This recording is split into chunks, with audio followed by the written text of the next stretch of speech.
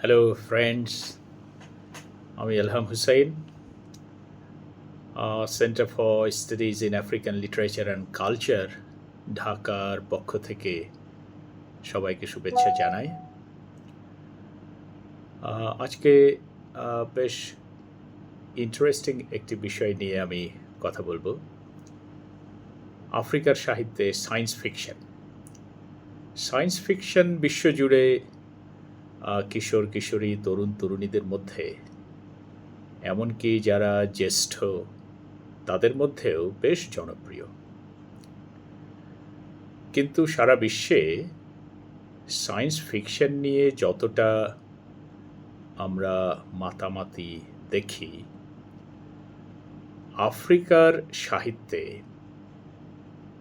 অর্থাৎ আফ্রিকার ভেতর থেকে লেখা সায়েন্স ফিকশন কিন্তু আমরা সেই রকম অনেক অনেক পরিমাণে পাই না।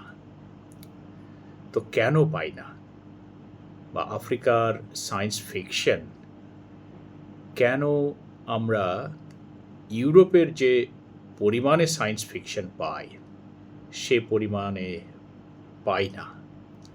এর পেছনে কি কোনো কারণ আছে, নাকি শুধুই একটি কাকতালীয় ঘটনা?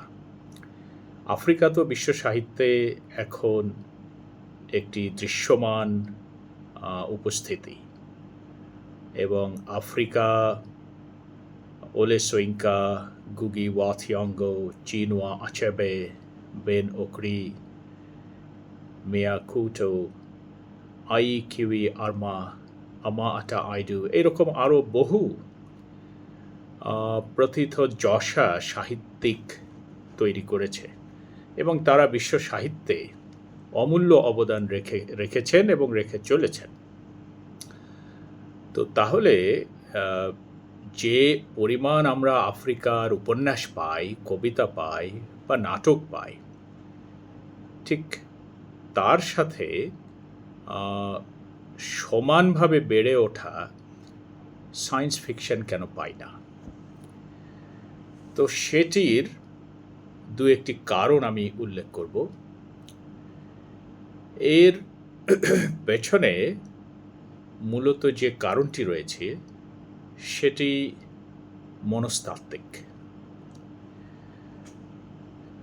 এবং এ প্রসঙ্গে আমি জাম্বিয়াতে জন্মগ্রহণ করা দক্ষিণ আফ্রিকান সাহিত্যিক নিক উড, যিনি জন্মগ্রহণ করেছিলেন 1961 সালে, মারা গেছেন 2023 সালে, যিনি 49টি সায়েন্স ফিকশন রচনা করেছেন। তো তিনি যখন তার সায়েন্স ফিকশন দ্য স্টোন শ্যামেলিয়ন এটি রচনা করেন 2004 সালে, এবং এটি প্রকাশ করার জন্য দক্ষিণ আফ্রিকার একজন প্রকাশকের দ্বারস্থ হলেন, তখন প্রকাশক তাকে জানান যে কালোরা অর্থাৎ কৃষ্ণাঙ্গরা সায়েন্স ফিকশন পড়ে না। এ কথা তিনি শুনলেন তাঁর প্রকাশকের কাছ থেকে।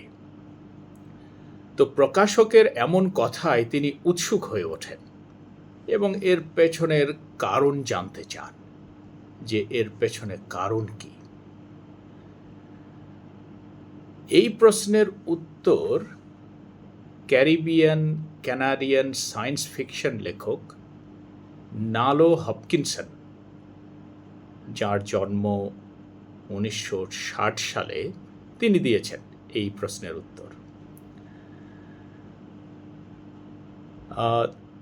এই নালো হপকিনসন জন্মগ্রহণ করেন জামাইকাতে। তিনি গায়ানা এবং ত্রিনিদাদেও বসবাস করেছেন কিছুদিন, এবং বর্তমানে স্থিত হয়েছেন কানাডায়।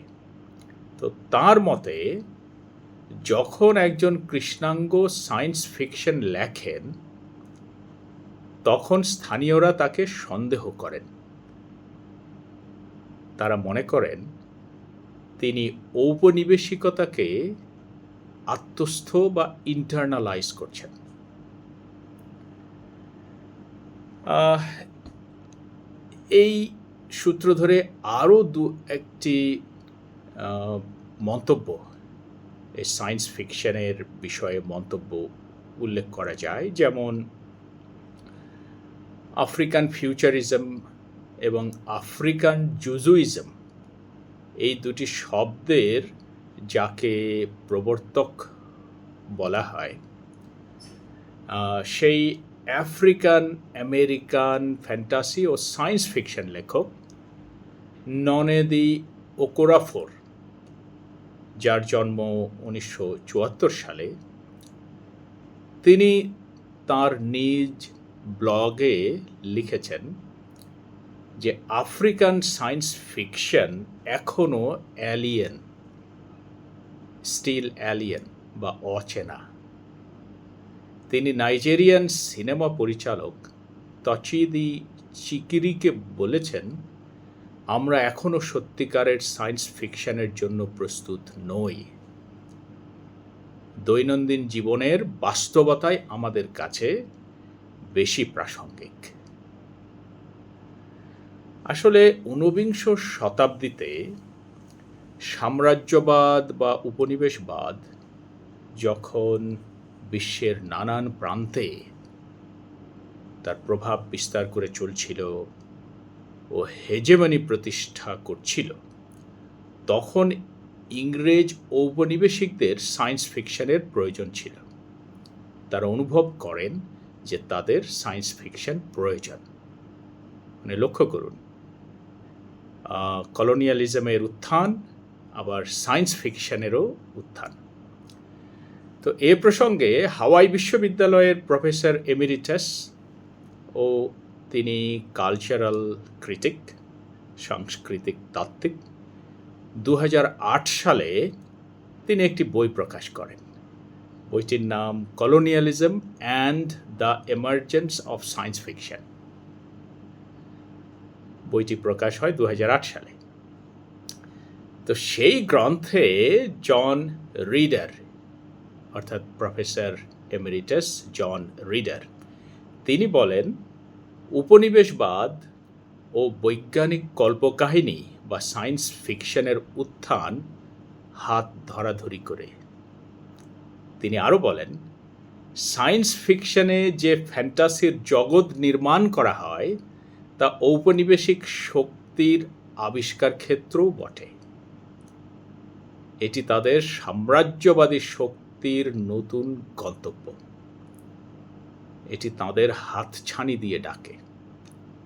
আর স্থানীয়রা যখন এর ডাকে সাড়া দিয়ে নিজ দেশ ছেড়ে ফ্যান্টাসির জগতের স্বপ্নে বিভোর হয়, তখনই ঔপনিবেশিক শক্তি বা বর্তমানে সাম্রাজ্যবাদী শক্তি ওদের দেশ দখল করে, বিনা প্রতিরোধে সেখানকার সম্পদ লুণ্ঠন করে। আবার এই স্থানীয় তরুণরা যখন সাম্রাজ্যবাদীদের দেশে গিয়ে ওই সায়েন্স ফিকশনের ফ্যান্টাসি ওয়ার্ল্ড সেখানে গিয়ে ভিড় করে, তখন তাদেরকে আবার ওরাই সস্তা শ্রমিকে পরিণত করে। আর সস্তা শ্রমিক তো দরকার। সাম্রাজ্যবাদ বা উপনিবেশবাদের মূল লক্ষ্যই হলো মুনাফা অর্জন। তো শ্রম যত সস্তা হবে, মুনাফা তত বেশি হবে। তো এভাবে এই তরুণদেরকে একটি ফ্যান্টাসি ওয়ার্ল্ডের হাতছানিতে আসক্ত করে তাদেরকে সেই সাম্রাজ্যবাদীদের দেশে নিয়ে গিয়ে সস্তা শ্রমিকে পরিণত করা, আবার এই যে যারা দেশ ছেড়ে গেল তাদের দেশ দখল করা, তাদের সম্পদ লুণ্ঠন করা, এই উদ্দেশ্যও ছিল সায়েন্স ফিকশন লেখা এবং তার বিকাশ বা বিস্তারের পেছনে। তাহলে এর পেছনে আমরা দেখছি মনস্তাত্ত্বিক, রাজনৈতিক, অর্থনৈতিক এবং সবচেয়ে বড় কথা যে সাম্রাজ্যবাদী শক্তির একটি বিরাট উদ্দেশ্য ছিল, এখনও আছে। এখন সায়েন্স ফিকশনের জায়গায় এই ফ্যান্টাসি ওয়ার্ল্ড ক্রিয়েট করার জায়গা নিয়েছে কৃত্রিম বুদ্ধিমত্তা বা বিভিন্ন সোশ্যাল মিডিয়া, যেগুলোতে আমরা খুবই চকচকে শহর দেখছি, সেই শহরের হাতছানিতে আমরাও সেখানে যেতে চাচ্ছি নিজ দেশ ছেড়ে, যেটা সত্যিই আমাদের জন্য বিপজ্জনক, আমাদের দেশের জন্য, আমাদের নিজেদের পরিচয়ের জন্য। আমরা সবাই দেশকে ভালোবাসি। আমাদের পঠন পাঠন হোক আত্ম উপলব্ধির উদ্দেশ্যে। সবাই ভালো থাকবেন, সুস্থ থাকবেন।